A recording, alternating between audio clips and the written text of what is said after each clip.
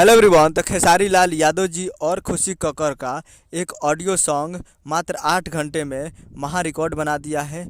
और इस गाने को लिखे हैं अखिलेश कश्यप जी और इसमें म्यूजिक दिए हैं आर्या शर्मा जी।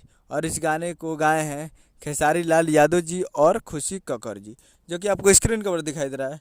जिस सॉन्ग का टाइटल रखा गया है भौजी लेंगे लेंगे, जिसका टाइटल है भौजी लेंगे लेंगे। और ये आज सुबह में इस फुल ऑडियो सॉन्ग को रिलीज़ किया गया है।